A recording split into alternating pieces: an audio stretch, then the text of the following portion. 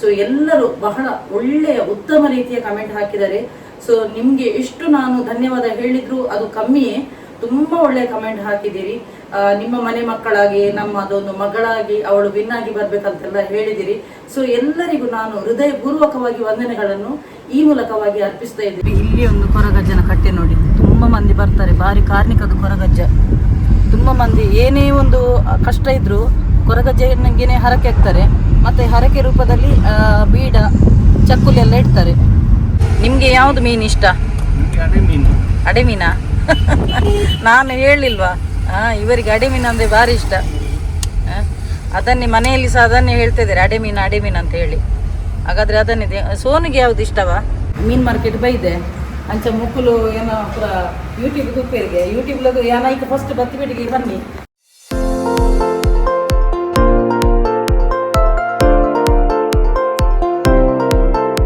ನಮಸ್ತೆ, ಎಲ್ಲರೂ ಹೇಗಿದ್ದೀರಾ? ಸೌಖ್ಯ ಅಂತ ಭಾವಿಸ್ತೇನೆ. So welcome back to my YouTube channel Kudla family blogs.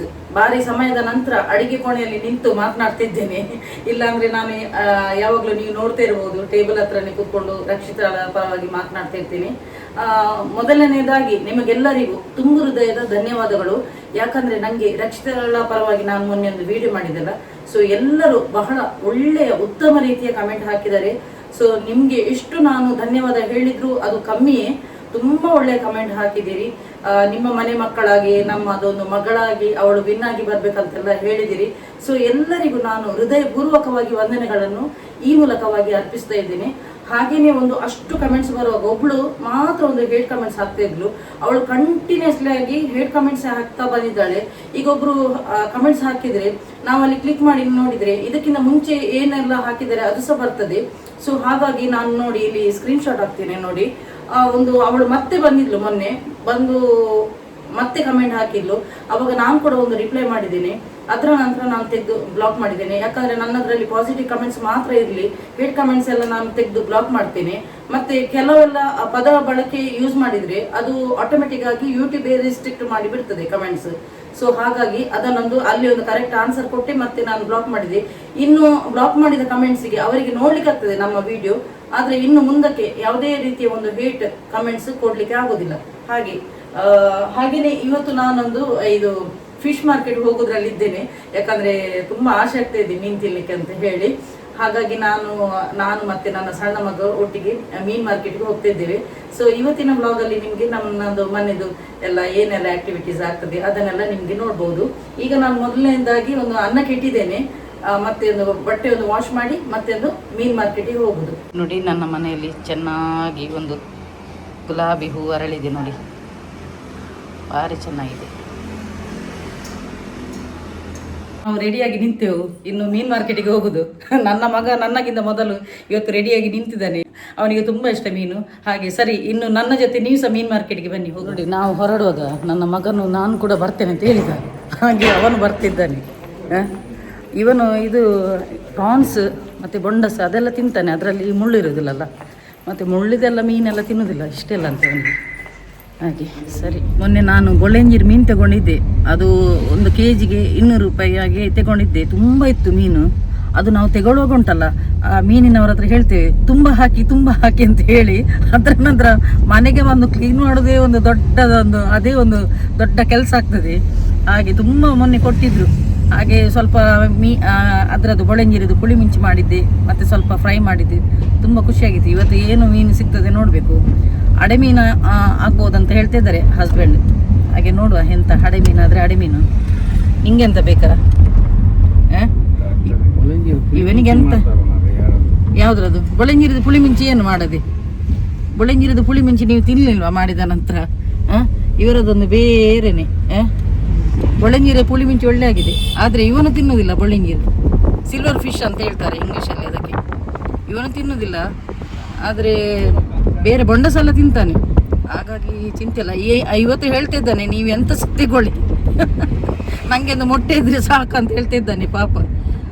ಮತ್ತು ಕೆಲವೆಲ್ಲ ಮಕ್ಕಳು ಹೇಳ್ತಾರಲ್ಲ ನನಗೆ ಅದೇ ಬೇಕು ಇದೇ ಬೇಕು, ಅದೆಲ್ಲ ಎಂತ ಇಲ್ಲ. ಇವನದು ಟೆನ್ಷನ್ ಇಲ್ಲ. ನಿಮಗೆ ಇಷ್ಟದ್ದು ಮೀನು ನೀವು ತಗೊಳ್ಳಿ, ನನಗೋಸ್ಕರ ನೀವು ನನ್ನದೇ ಇಷ್ಟದ್ದು ತಗೊಳ್ಬೇಡಿ ಅಂತ. ಹಾಗೆ ಮೊಟ್ಟೆ ಸಹ ಉಂಟು ನೋಡುವ. ಇವನದ್ದು ಇಷ್ಟ ಇದ್ರೆ ಪ್ರಾನ್ಸ್ ಎಲ್ಲ ಇದ್ರೆ ತಗೊಳ್ತೇವೆ. ನೋಡುವ ಹೇಗೆ ಒಂದೊಂದು ದಿನ ಒಂದೊಂದು ರೇಟ್ ಇರ್ತದೆ ಮೀನಿಗೆ.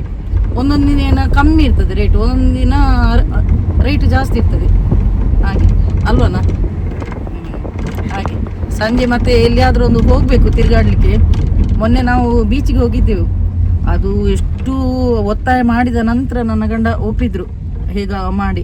ಅದರ ನಂತರ ಕೈ ಹಿಡಿಲಿಕ್ಕೆ ಕೂಡ ಇವರಿಗೊಂದು ಅಂದರೆ ಅಲ್ಲಿ ಆ ಬೀಚಲ್ಲಿ ಸ್ವಲ್ಪ ಕಮ್ಮಿ ಜನ ಇರೋದು, ಆದರೂ ಕೂಡ ಇವರಿಗೆ ಒಂದು ಕೈಯನ್ನೆಲ್ಲ ಹೀಗೆ ಮಾಡ್ತಿದ್ರು, ಹೇಗೋ ಒಂದು ಮಾಡಿ. ತುಂಬ ಜನರದ್ದು ಒಳ್ಳೆ ಕಮೆಂಟ್ಸ್ ಬಂದಿದೆ, ಎಲ್ಲರಿಗೂ ಥ್ಯಾಂಕ್ಸ್.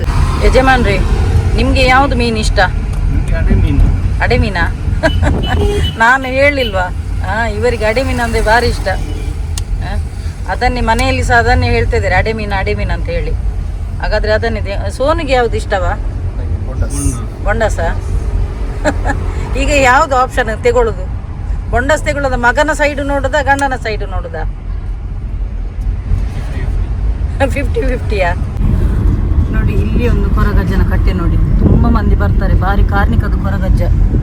ತುಂಬ ಮಂದಿ ಏನೇ ಒಂದು ಕಷ್ಟ ಇದ್ದರೂ ಕೊರಗಜ್ಜನಿಗೆ ಹರಕೆ ಹಾಕ್ತಾರೆ. ಮತ್ತು ಹರಕೆ ರೂಪದಲ್ಲಿ ಬೀಡ ಚಕ್ಕುಲಿ ಎಲ್ಲ ಇಡ್ತಾರೆ.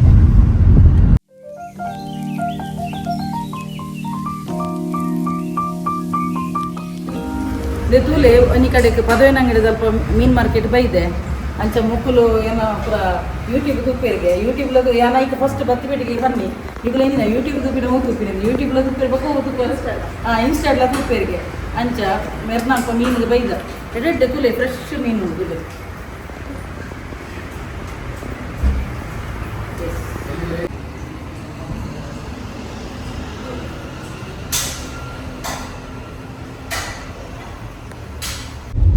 ನಾವು ಫಿಶ್ ಮಾರ್ಕೆಟಿಗೆ ಹೋದೆವಲ್ಲ, ನನಗೆ ಐಡಿಯಾನೇ ಇಲ್ಲ ಅವರು ನನ್ನದು ಯೂಟ್ಯೂಬ್ದು ಸಬ್ಸ್ಕ್ರೈಬರ್, ಹಾಗೆಯೇ ಇನ್ಸ್ಟಾಗ್ರಾಮಲ್ಲಿ ಕೂಡ ನನ್ನದು ಫಾಲೋವರ್ ಅಂತೆ, ನೋಡ್ತಾರಂತೆ.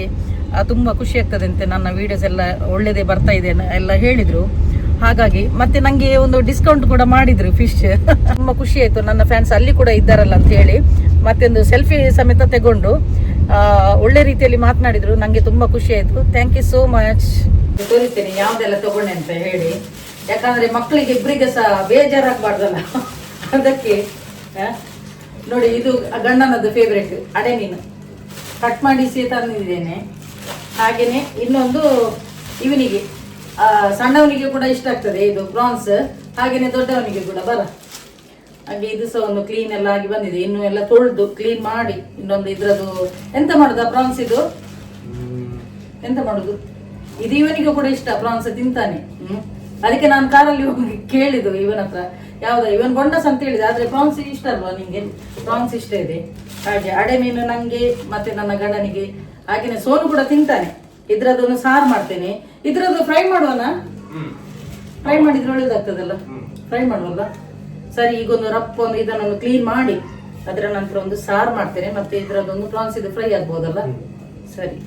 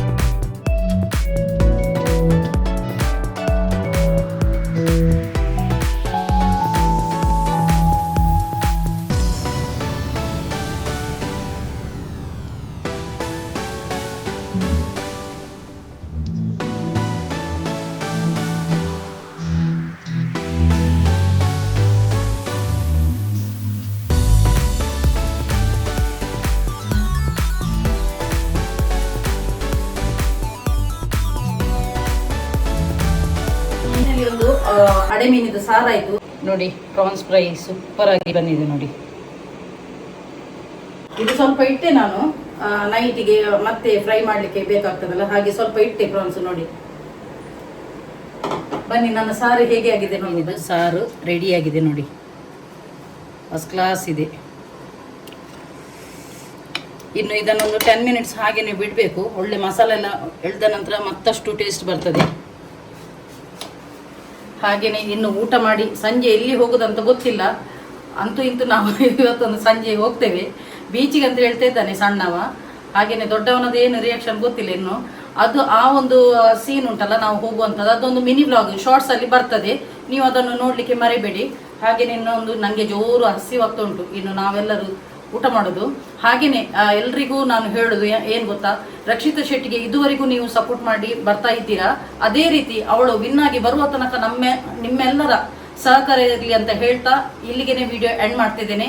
ಯಾರೆಲ್ಲ ನನ್ನ ಯೂಟ್ಯೂಬ್ ಚಾನಲ್ ಹೊಸದಾಗಿ ಸಬ್ಸ್ಕ್ರೈಬ್ ಮಾಡಿದ್ದೀರಿ ನೋಡಿ, ಅವರೆಲ್ಲರಿಗೂ ನನ್ನ ತುಂಬ ಹೃದಯದ ಧನ್ಯವಾದಗಳು. ಹೀಗೇನೆ ನಿಮ್ಮೆಲ್ಲರ ಸಪೋರ್ಟ್ ಇರಲಿ. Keep supporting and bye.